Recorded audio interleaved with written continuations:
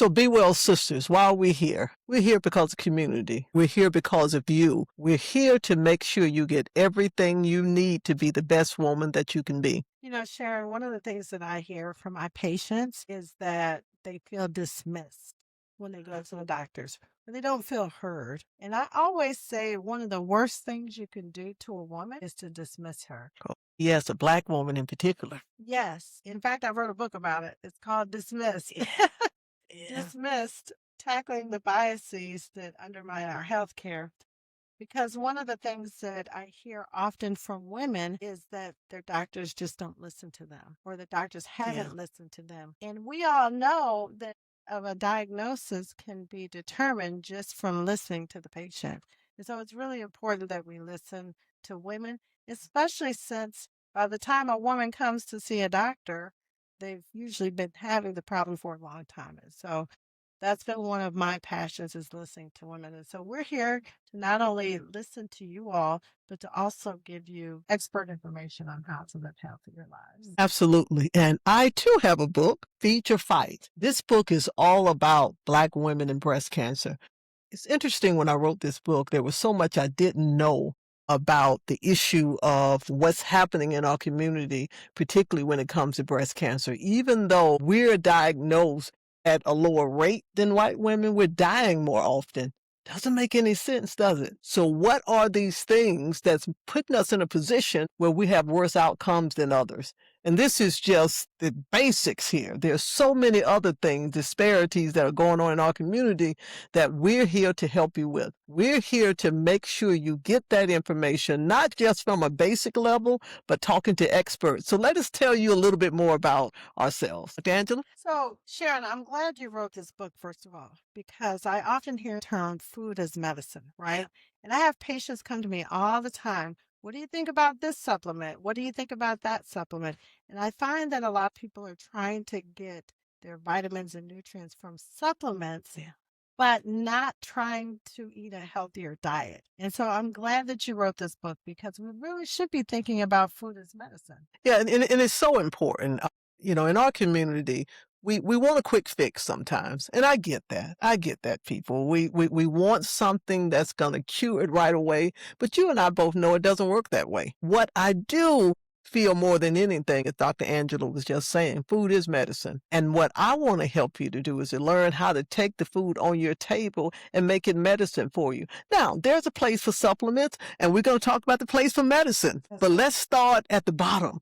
Let's get that low-hanging fruit. That is the food you're eating. And if we can get you to do better with that, you're going to be better for it. So let's talk a little bit about, on a personal level, what brought me here. So I should tell you, Dr. Angela and I have been knowing each other over 25 years. We started our careers together many years ago. And it's interesting how full circle, how we've come back together, but we've always had the same passion for our community, not just for women as a whole, but for the whole family. And we're hoping that this is what this podcast does for you. Even though it seems to focus on women, be well sisters, let's be clear. Whatever happens in the home, everybody benefits. And so if a woman comes in with the right information to help that family, the husbands, the partners, the kids, everyone's going to benefit. And that's our goal, to help you there. On a personal level, I want you to know that we're not just here just talking to you, but we're right here with you. One of the things that makes this show so interesting, and you're going to find out, is that we're going to be very transparent with you, share our own struggles, what we're going through, and what's the difficulties in our lives, and how we dealt with them. We're going to use some examples from our patients. You guys have brought us some stuff over the years that can help others, and we want to share that with you too as well.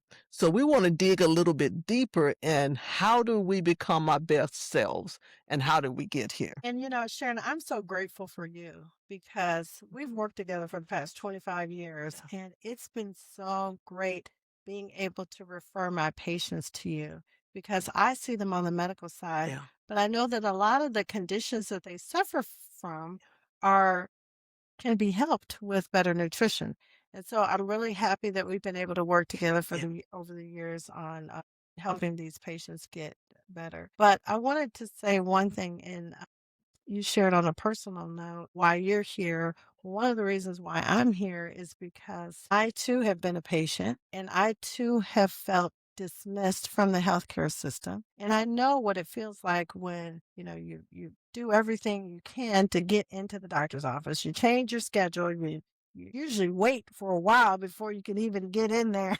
But by the time you get in there, you go and you tell the doctor or provider what's bothering you, and they say nothing's wrong. And, this first happened to me when I was 8 years old. I was having headaches. I told my mother I need to go to the doctor. I was having headaches. So my mother didn't have health insurance. In fact, I grew up without health insurance. And so she had to gather her money together. I think it was about $50 back then. That was a long time ago. Yeah.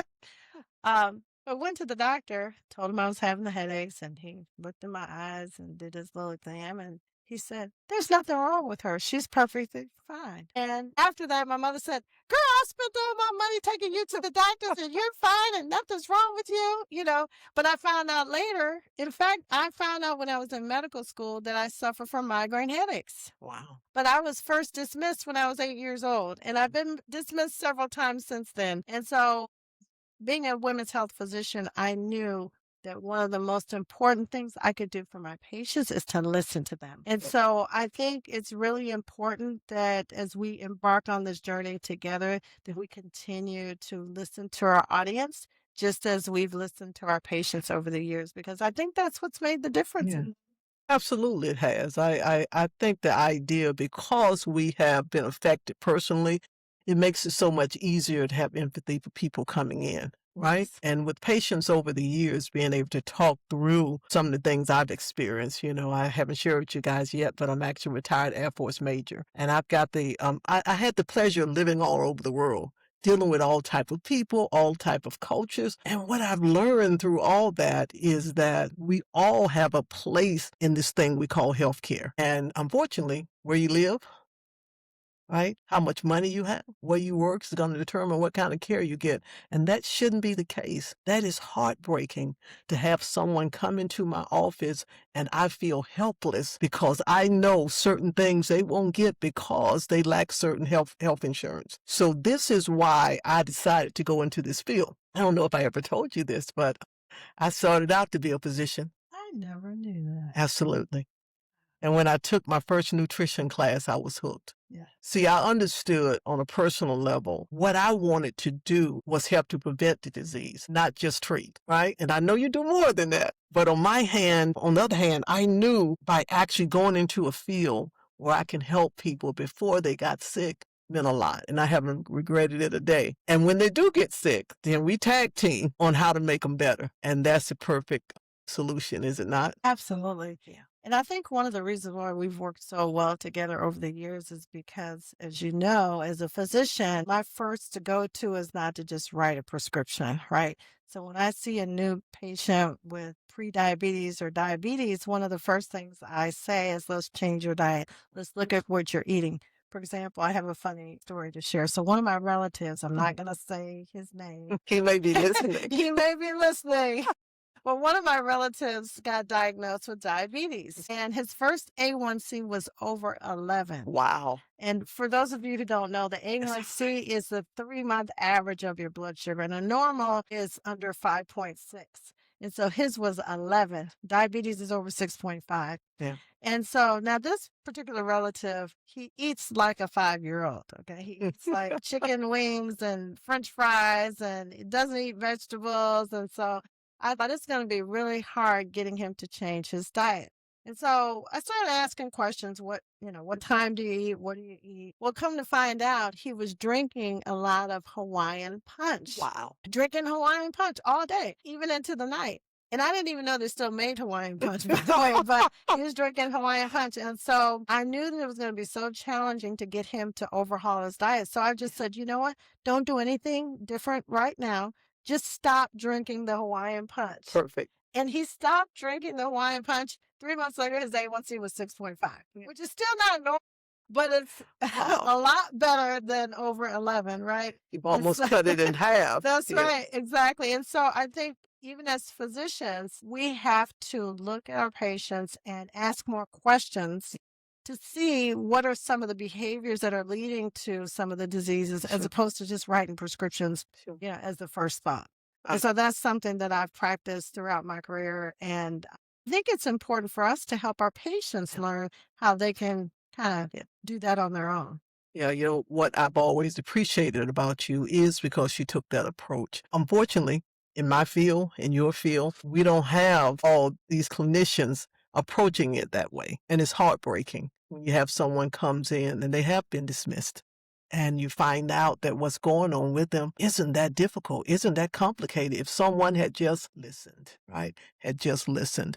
One of the things I should share with you guys. Dr. Angela here has been my doctor for many years too as well, even though we work together. She's my primary care physician. And one of the things I struggle with sharing with you guys, but I think it'll help you, is that it's been almost 15 years ago. She diagnosed me with rheumatoid arthritis. Shocking, right? Very shocking for me. Devastating if you understand the condition. And I saw the hurt on your face when you had to tell me that, right? And I sat there just bewildered about how could be the person everyone goes through for health and wellness, and here I am dealing with a condition that has the ability to cripple me. So let's flash forward to just 6 months ago. I went in to be checked to know how much disease has progressed over the years and was told I do not have rheumatoid arthritis. The interesting thing was everything there said I did.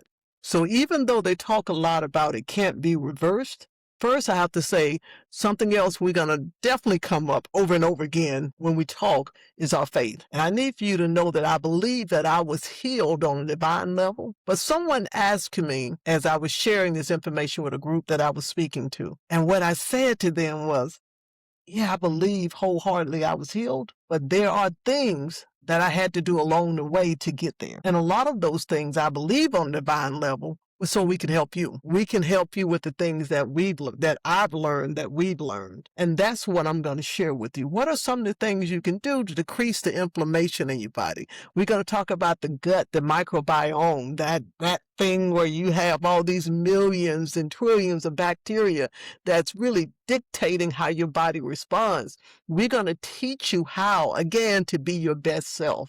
I'm grateful that I was able to take what I've learned and put it into practice. And I want to, again, teach you how to do that too as well. There's so much about what we're going to be doing is coming from personal experience. We're going to share with you. It's coming from people who we've worked with and saw miraculous changes over the years, over days, over weeks. Many of them we're going to try to bring on for you to hear, because I think what we're going to do a little bit different, I think, than most podcasts is we will be bringing in other health professionals, because I need for you to see them working this modality and talking to you about what they do. But we're also going to bring in lay people who we've helped, who have made great change, and share with you how they actually did it.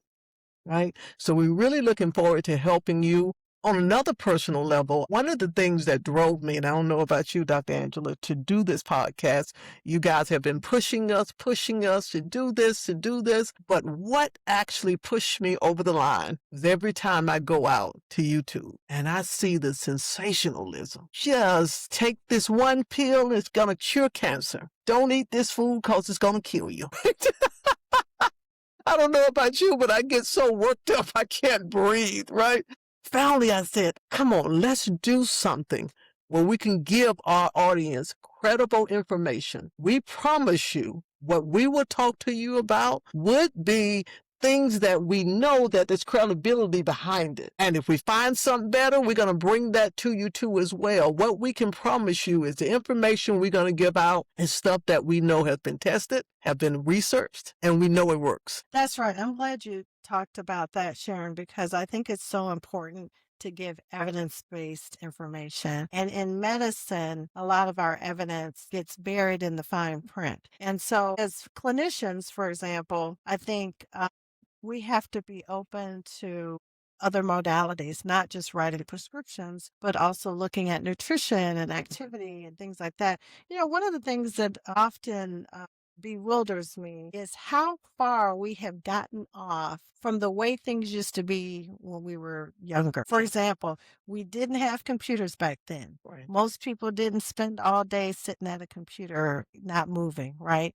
we had nutritious meals because mama cooked at home in the kitchen every day. We didn't have fast food, Uber Eats, and all these things. And so some of the modern day conveniences have actually made us unhealthy. And so knowing that we have all these things, we have to almost be operating counterculture in order to adopt these healthier habits. And so one of the things I talk to my patients about is really trying to get back to the basics like sleep, exercise, eating healthy, managing stress, and things like that. And so, when patients come and ask me things like, what do you think about this news? Soursop or whatever we said. The new craze. The new craze, right? Soursop, and or what do you think about ashwagandha? All these things. And so, I try not to discourage, Yeah. the enthusiasm around some of these things. But the reality is, if you don't have the foundational things in place, nothing's really going to help. And so there's nothing that's going to do better than the foundations. Sleeping your good 7, 8 hours a night, getting regular exercise, at least 150 minutes a week, making sure that you're eating a healthy diet, making sure that you're managing your stress. And so all those things, and making sure that you know your numbers, your blood pressure, your cholesterol, your good, bad, and the ugly, I call them, and making sure that what things you need to be working on. And so I think that hopefully this show will help to empower people to work on the foundations and then be less reliant on some of these fads. Absolutely. It's so interesting you make that list of the things we need to watch. What I did tell you is that I have a second book that's coming out literally in the next few weeks. And this is all about those things you just talked about. It talks about 16 things that can keep you well. And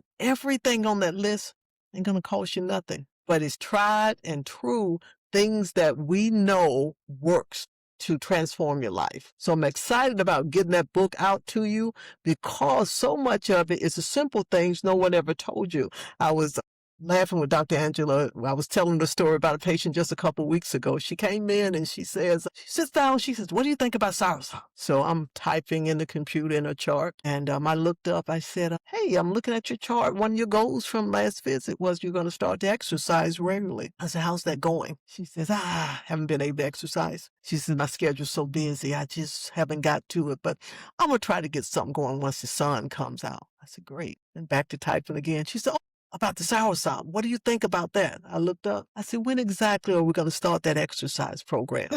Right? We're always going to that quick fix when reality is the little things you can do can transform your life. And not that soursop may not have benefits, but it's not going to be the cure-all for everything. So I do approach it as you do when they bring these different things to me, not to make them feel like they're doing something wrong, but put in perspective for them. And one of the segments we're going to be doing quite often is something called, Is That Really True? And we're going to address some of these things, soursop and noni juice and, ashwagandha and all the different things you've been told. We're going to ask the question, what is it? What did they tell you it does? Is it true? Yes. No. Sometimes there may be a maybe, right? But we're going to come from a scientific perspective to tell you the whole truth so you know exactly what you're doing so Uncle Joe can't sell you something at church because he heard this works well. We're going to come from a place of what actually does the science say. And if it says it's good, we're on board. That's right. We're on board. But if it's not, we're going to have to let you know. So those are some of the things we're going to be doing, but know that we're here to make sure at the end of the day, again, you become your best self. That's our goal. That is. And I think it's so important to do this now because in the age of health influencers, everyone wants to be sensational. Everyone wants to sell a product. And so I think it's important to know our credentials also, not to brag or boast, but it's important to know who you're getting your health information from, right? Some of the influencers that are giving you health information never went to medical school, never studied nutrition. And so I'm an internist, board certified internal medicine physician. I've been practicing for 25 years. Sharon, you've been practicing for 25 years as a nutritionist, certified diabetic educator. And so, again, you want to get your information from trusted professionals people who have credentials. And, we know that we studied a long time to A get these long time, a credentials. long time. And And we continue to study. that's right. Um, One of the things that, I've always been very passionate about, and that is first doing no harm to the patient, right? And so some things that are natural are actually not good for us. Like, for example, arsenic is natural, cyanide is natural, right? Mercury, lead, there are a lot of natural things that are not good for us. and they can kill you. And they can kill you, right? And so not everything that's natural is good for us. Yeah. And so I'm all about being, as natural as possible, eating a healthy diet, exercise, and things like that. But some of the supplements have contaminants in them. Absolutely. And so we will help to dissect those, because I think people want to hear about that, hear about what supplements are good, which ones are not so good. And I think when they're trying to make these decisions, I think it needs to come from reliable sources. Oh, absolutely. And know as well, when we're giving out this information, we still want you to check with your health professionals, because remember, we're talking to thousands and thousands of people. We don't have your medical records in front of us, right? But there are some simple things that's going to work for everyone. When we start to talk about different disease states and different things, please check in with your health professional. I'll give you an example. I have a patient who came in who was on vitamin D. We recommend that to everyone. I mean, if you have African descent and have any melanin in your skin, you're probably going to be vitamin D deficient. And there's research now that suggests vitamin D it really should have been labeled as a hormone from the beginning, a steroid, because of how it works in the body. When you're deficient, it will wreak havoc, right? Yes. So this patient came in and they had recommended that she take vitamin D. And I looked at a level and I gasped. I had never seen a level this high. And what most people don't know is vitamin D is a fat-soluble vitamin. It can actually become toxic at a level in the body. And her level was 120.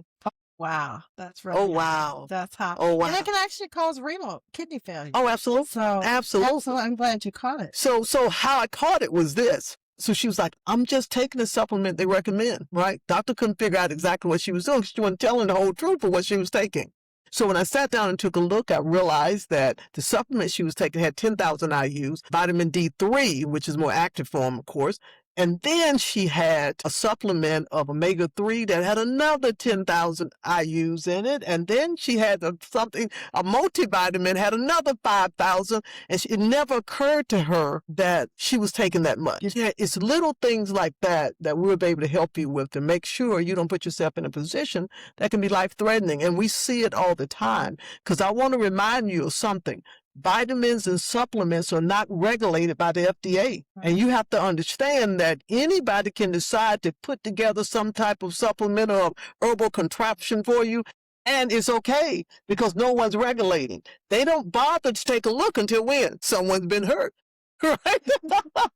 So the problem with something on the market, don't assume because it says it's all natural that it's okay, Yeah. right? And the other thing I've noticed is sometimes when you see an influencer or someone online that's making a health recommendation, and then they've got the supplement to sell to you Yeah. at the same time, sometimes that, That too, brings to that too as well. question, if there's some financial gain. And so we're not here to sell you anything. We're not here to, make any money off of you. We're just here to tell the truth and shame the devil. Yeah. Yeah. And make sure we're giving you evidence-based information that can help you live a healthy. And so we're going to encourage you. We're going to put our social media handles up and let you know how you can contact us. We want you to send us the questions because we want to talk about what you want to hear about. That's what we're here for. And again, we're going to do it in a way where we know we have the backing of the scientific community, things that has been well studied, to make sure it's something that can absolutely help you and not harm you. And our promise to you is that we will not do it in a sensationalist way, right? We've seen enough of that. We're coming from a space of just two sisters talking about how to stay well and how to be well. Sisters. The Be Well Sisters. That's who we are.